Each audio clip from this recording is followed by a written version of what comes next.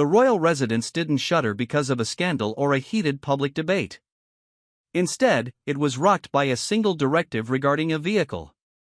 Behind closed doors, Prince William executed a move that sliced through centuries of royal protocol like a sharp blade. The instruction was clear: Queen Camilla would be absent from the carriage procession during the Trooping the Colour this June.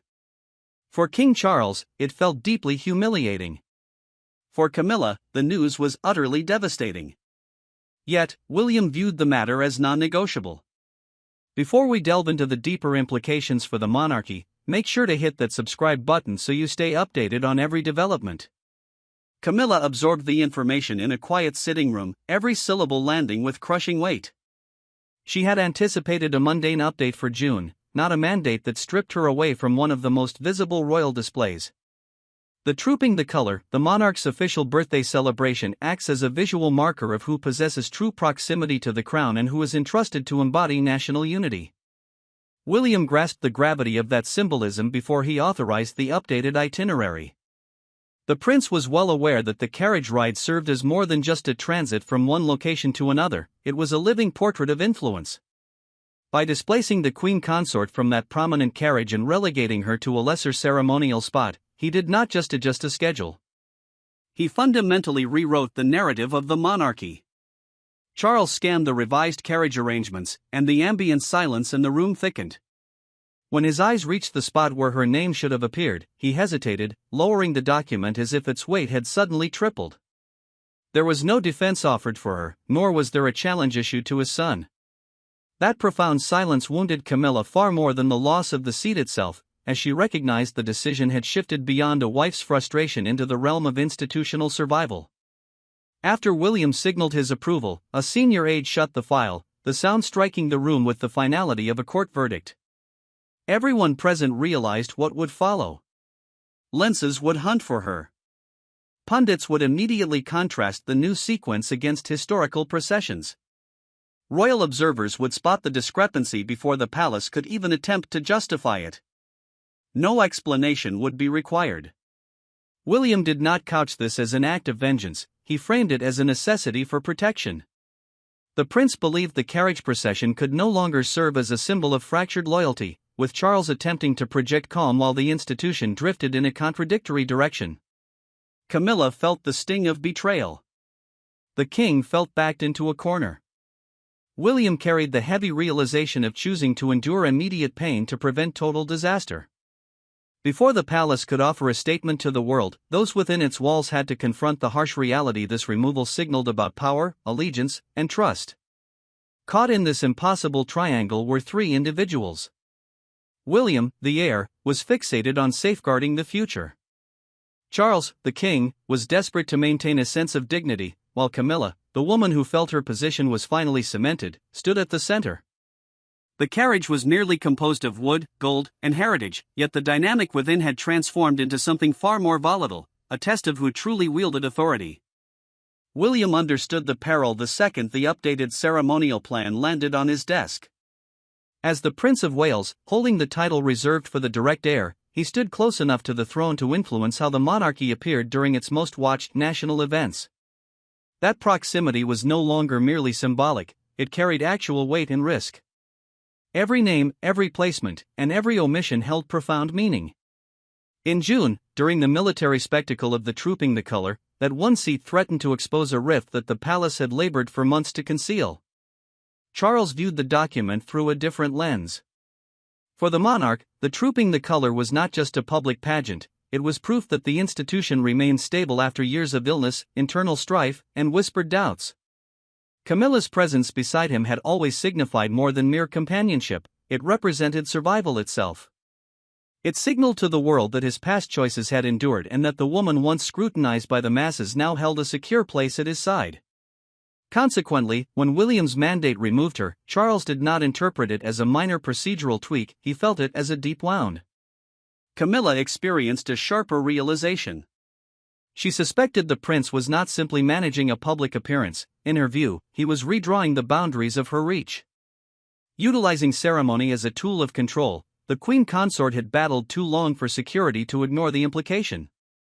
She understood exactly what an altered carriage list could convey without a single official word: distance, warning, and the reality that the future was now moving forward without seeking her approval. William contemplated the plan in silence, fully aware of the hurt he was inflicting on his father. Yet, keeping Camilla in that role posed its own threat. The prince feared that the public would detect a forced image of harmony and react with even greater rejection. Then, a palace secretary spotted a handwritten note beside the list.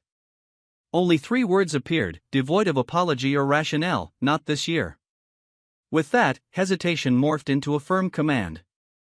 To comprehend why William's decision possessed such force, one must revisit the hidden incident that rendered the carriage ride untenable. Every palace rift contains a moment observers later pretend went unnoticed. This time, it occurred during a rehearsal for the June festivities, when a brief comment altered the room's atmosphere. Camilla didn't raise her voice, William didn't interrupt, Charles didn't step in.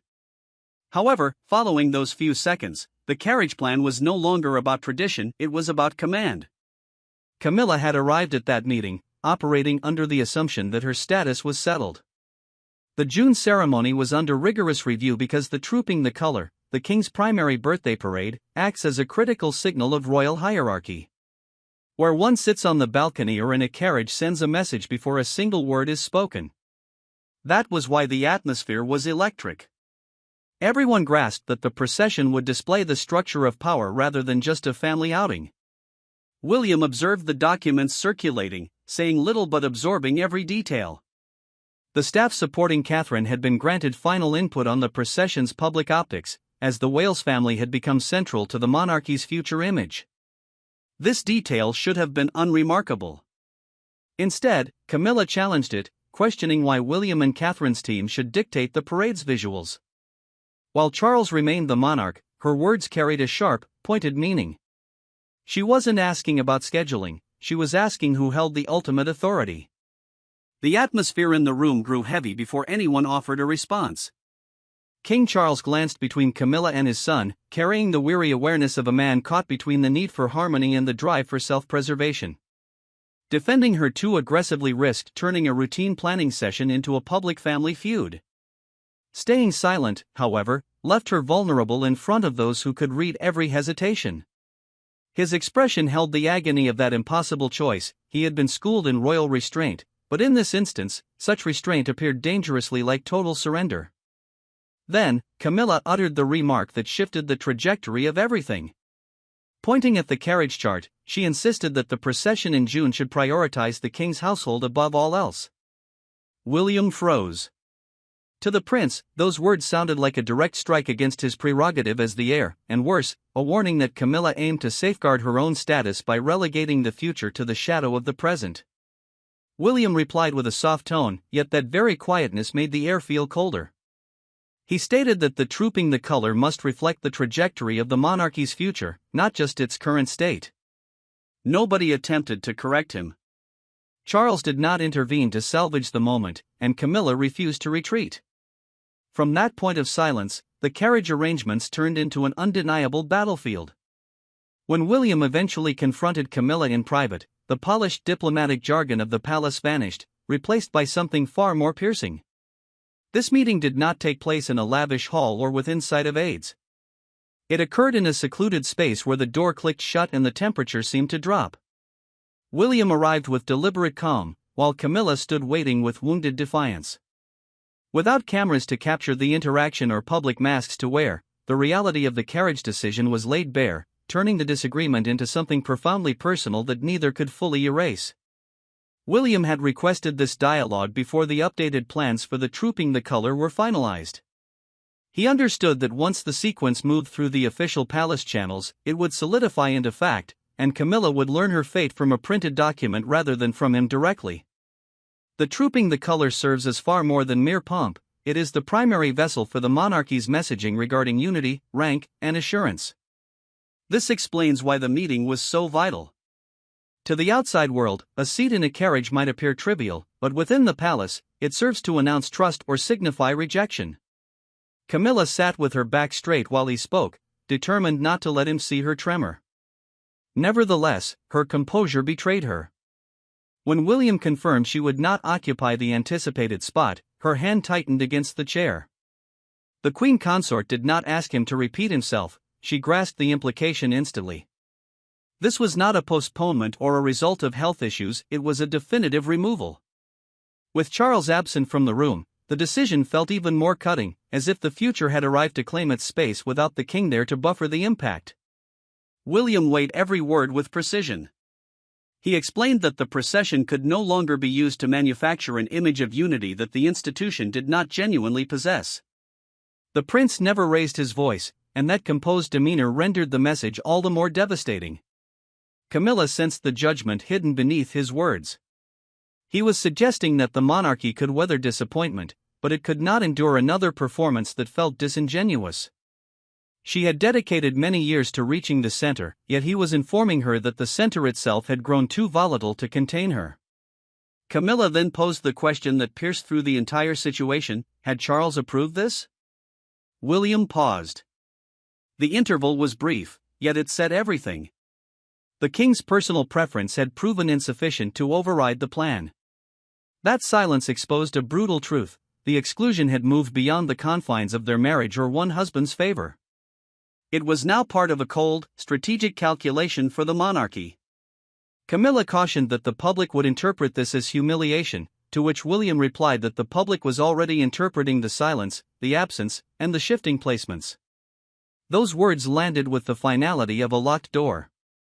Beyond the pain and the friction, one fundamental question persisted: what authority allowed William to override the position expected for the queen consort? The answer was not found solely in emotion, but in the institutional machinery that had been shifting beneath everyone's feet. Power in the royal residence rarely proclaims itself. It travels through sealed files, private schedules, confidential briefings, and names arranged in a specific hierarchy. By the time Camilla grasped that she had been shifted from the carriage, the decision had already been processed by hands that valued the future above current perceptions.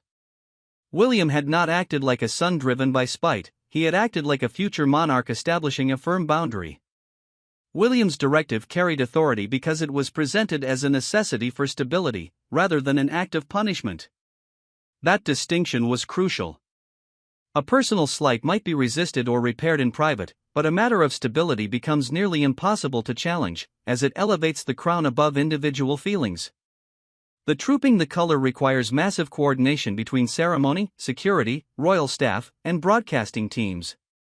Put simply, it is not just a parade, it is a national narrative curated down to the slightest movement. Therefore, when Camilla's name was moved away from the anticipated carriage, the shift evolved from a logistics detail into a clear signal. Charles recognized that signal when the final order landed on his desk. A senior official observed the king reading the document, and the silence in the room seemed to contract around him. His features sank when Camilla's absence became undeniable, not because he failed to grasp the rationale, but because he understood it all too well. The institution was prioritizing a safer image over a kinder one.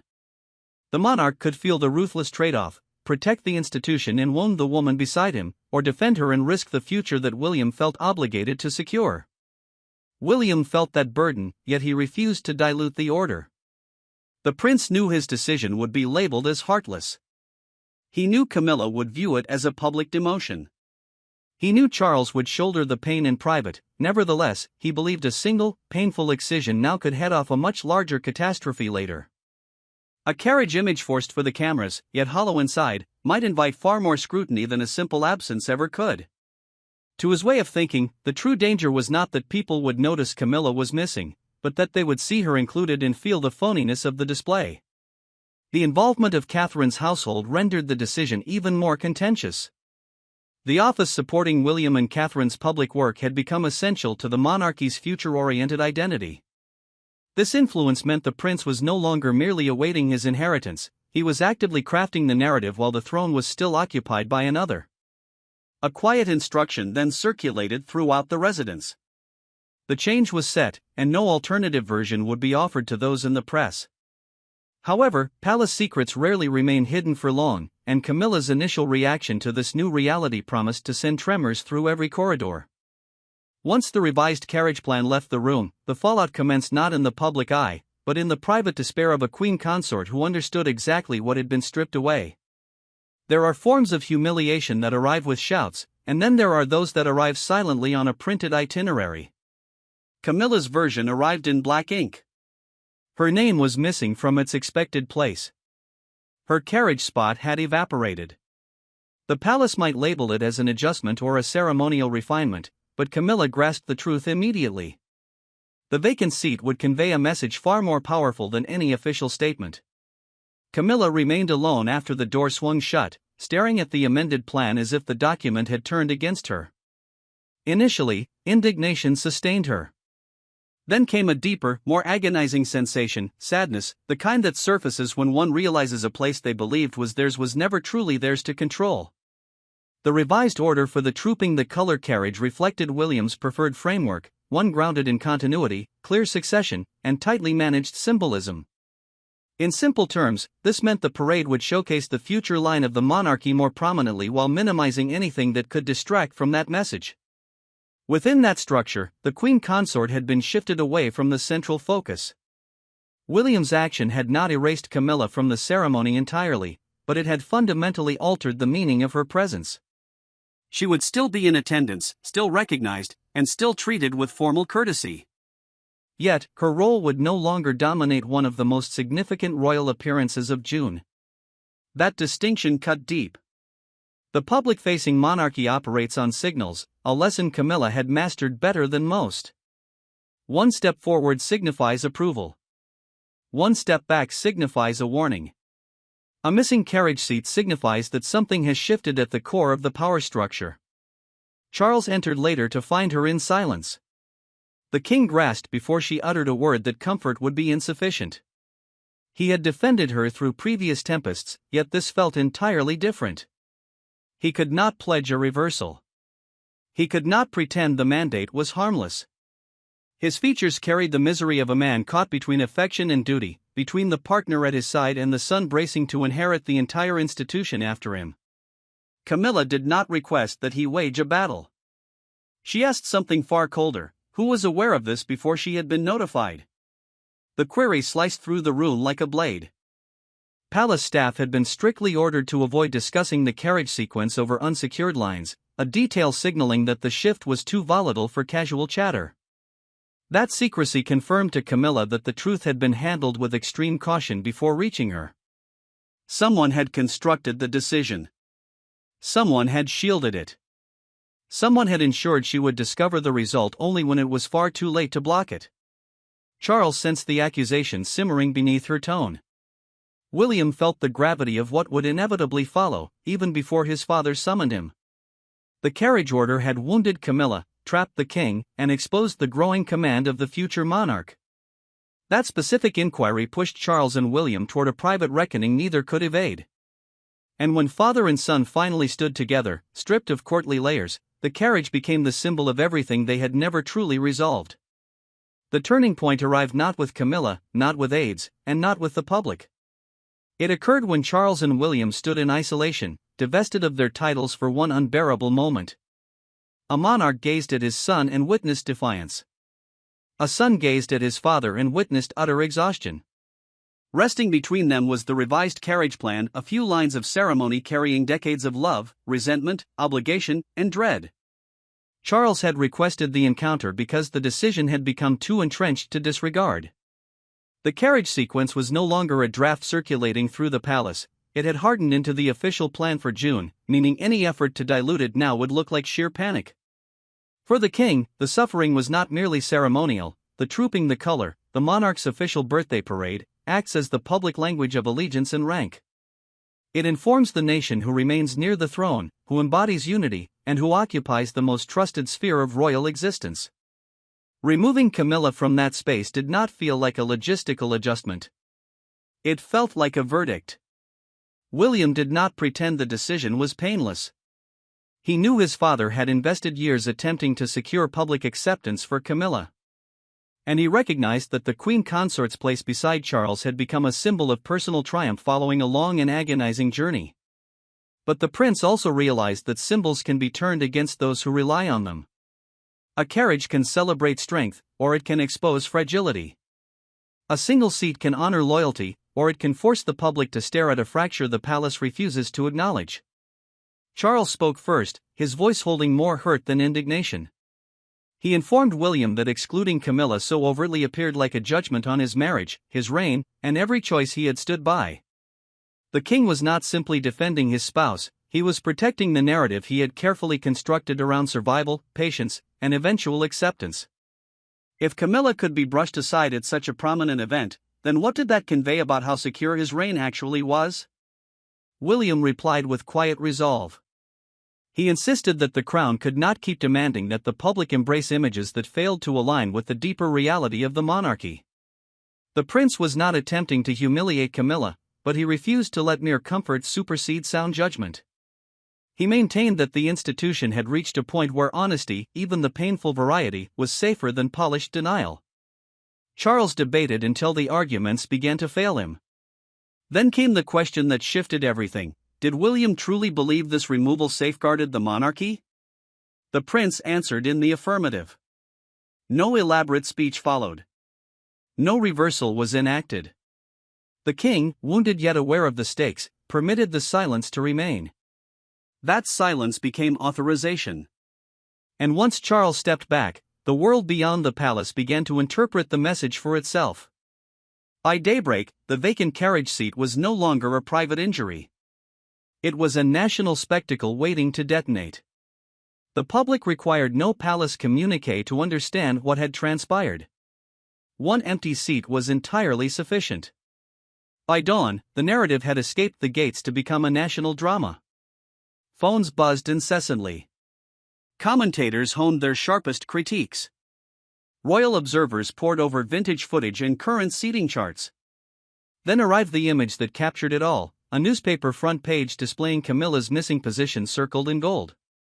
William observed the media coverage without any sense of triumph, because victory had never been the objective.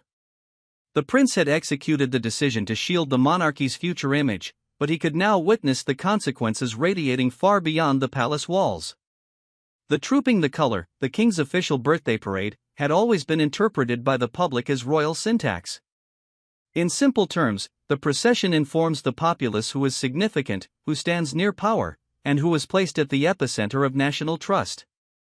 That is why the missing seat became so explosive. It was not merely an absence, it was a profound statement. Camilla grasped that meaning before anyone could attempt to soften it for her. The queen consort received the morning journals in private, and the front page achieved what palace language never would. Her expected spot had been circled in gold, not as an ornament, but as an accusation. She discarded the paper and maintained her silence.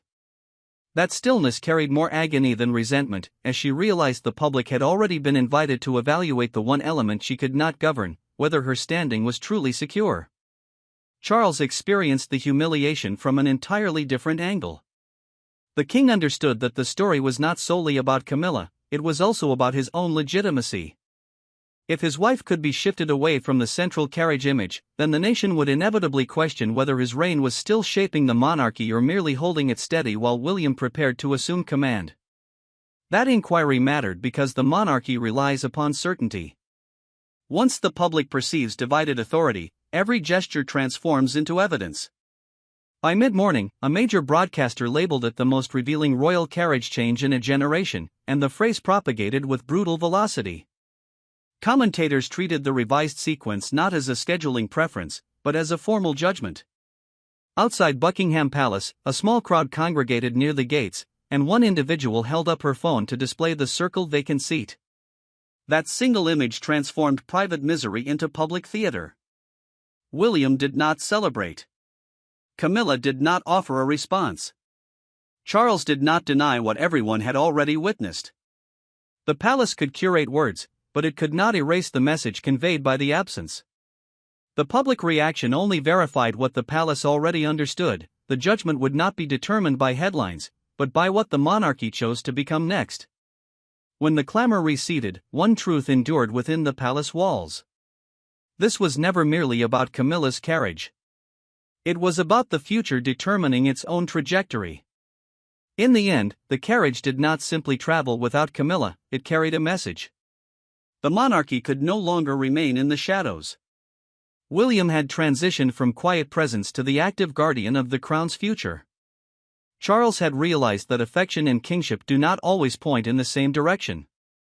And Camilla, forced away from the central image, understood that acceptance within the monarchy is never guaranteed indefinitely. William felt no victory when the decision took hold.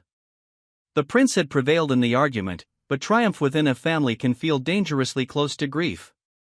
He knew he had wounded Charles, and that reality sat heavily upon him. The Trooping the Color, the king's official birthday parade, remains significant because it is one of the most unambiguous public displays of royal unity, rank, and assurance. Every carriage placement conveys something.